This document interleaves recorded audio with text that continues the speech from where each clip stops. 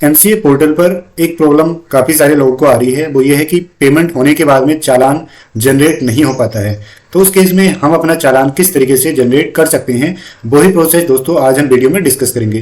कि अगर आपका पेमेंट फेल हो गई है, पेमेंट बाद में आपकी अप्रूव हुई है, ठीक है, या कोई भी रीजन हो आपकी पेमेंट अप्रूव हो गई थी इंस्टेंट, बट आपका चालान जो है जनरेट नहीं हो पाया, चालान जो जिस पेज पर जनरेट होता है उस पेज पर आकर के सिस्टम फेल हो गया, system can't reach, site can't reach, इस तरीके से कुछ भी एरर XYZ आपकी आ रही है, तो उस केस में हम अपना चालान किस तरीके से जनरेट कर सकते हैं। ये देख सकते हैं हाउ टू जनरेट चालान फॉर LLP फॉर्म। सभी LLP फॉर्म के लिए ये जो मैं प्रोसेस बताऊंगा वो एप्लीकेबल होगा। Payment made but challan not generated, payment आपकी हो गई है, अकाउंट से भी डेबिट हो गई है, बट आपका चालान क्रिएट नहीं हो पा रहा है। पेमेंट फेल हो गई थी आपकी, approved letter, how to generate चालान। क्योंकि दोस्तों चालान का वैसे हमें कुछ करना नहीं होता, लेकिन जो गवर्नमेंट फीस होती है कई बार ज़्यादा होती है, तो हमें क्लाइंट को देना पड़ता है प्रूफ के तौर पर, या फिर हमें अपनी रिपोर्ट के लिए भी रखना होता है। और जब तक हम चालान वहाँ पर नहीं प्रेजेंट कर पाते हैं तो हम फीस भी नहीं मांग पाते हैं कि सर इतनी फीस मुझ पर लगी है। वो कहते हैं कि भाई चालान दो, हमें कुछ रिसिप्ट दो। तो यहाँ पर सबसे बड़ी प्रॉब्लम हमारे पास आती है चालान की, क्योंकि चालान के रिगार्डिंग कोई मेल वगैरह भी एमसीए से नहीं आती है। वैसे तो अप्रूवल सबमिशन की मेल आती रहती है, बट चालान की कोई भी मेल नहीं आती है कि इतने अमाउंट की पेमेंट आपकी कंपनी के रिगार्डिंग हुई है, ऐसी कोई भी मेल नहीं आती है। तो payment made but system failed at challan generation page तो देखते हैं। अब जो एमसीए का B3 पोर्टल है उस पर जैसे ही हम पेमेंट करते हैं तो एक और पोर्टल ओपन होता है, भारत कोष वाला पोर्टल। तो ये जो मैं प्रोसेस बताऊंगा ये भारत कोष से चालान जनरेट करने का ये दोस्तों। तो ये एक मेल आईडी लॉन्च की है भारत कोष ने या कहें एमसीए ने, दोनों ने मिल करके। ये है nrtp-helpdesk@gov.in। ये जो मेल आईडी है ये सभी LLP फॉर्म्स के चालान के रिगार्डिंग काम करती है। इस मेल आईडी में हमें अपनी मेल करनी है, सारी डिटेल लिख करके। क्या डिटेल लिखनी है मेल में ये भी मैं नेक्स्ट पेज पर डिस्कस करता हूँ। तो दोस्तों ये है वो मेल, ये हमें डिस्कस करना है। डियर सर मैम, जो भी लिखना चाहें, ये पॉइंट आप ना लगाएं, ये तो सिर्फ मैंने मतलब पावर पॉइंट में लगी गई है।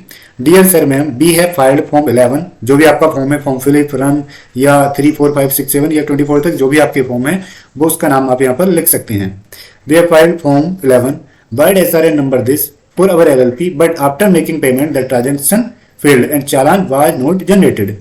So hereby it is a request to you kindly look into the matter and please share a challan for the same. इतना लिखने के बाद अगर आप सिर्फ और सिर्फ इतना मैटर ही अपनी मेल में लिख देते हैं तो वो लोग इस मेल का रिवर्ट करते हैं, और रिवर्ट में इस मेल के बोलते हैं कि क्या भैया आपको भारत कोष का चालान चाहिए या फिर आपको मिनिस्ट्री ऑफ कॉर्पोरेट अफेयर्स का चालान चाहिए। भाई चालान तो चालान है, हमें किसी भी तरीके का चालान मिल जाए जिससे हम क्लाइंट के पास प्रेजेंट कर सकें। तो दोनों का चालान अप्रोक्सीमेटली सेम ही होता है।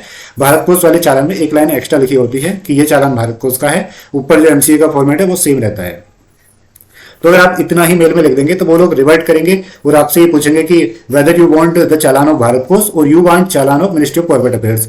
अगर और वो लिखते हैं कि अगर आप मिनिस्ट्री ऑफ कॉर्पोरेट अफेयर्स का चालान चाहते हो तो please write to ministry of corporate affairs. अगर आप भारत कोष का चालान चाहते हो तो मैं ये डिटेल शेयर कर दो। तो आपको उस मेल में रिवर्ट करना होगा वी वांट चालान भारत कोष चालान एंड दीज हमारी डिटेल्स हैं। लेकिन आपको क्या करना है दोस्तों, एक ही मेल में पहले ये वाला मैटर आपको लिखना है, उसके बाद में आपको ये वाला मैटर लिखना है। ऊपर लिखना है वी वांट भारत कोष चालान, following are the details for tracking our transaction.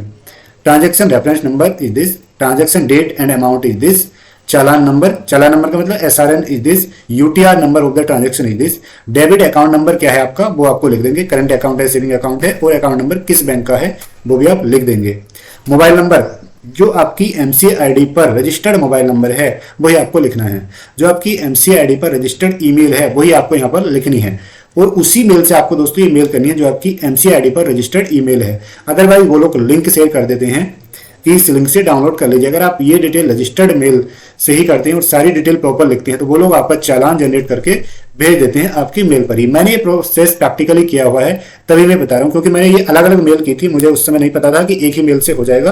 पहले मैंने इतना मैटर लिखा था, उसके बाद उन्होंने ये डिटेल मांगी तो मैंने इस तरीके से लिखी। लेकिन आप लोगों को दोनों ये पेज का मैटर एक ही मेल में लिखना है जिससे कि कम टाइम लगे, और इनकी जो रिप्लाई का time of within 1 working day में reply most of the cases में आ जाता है।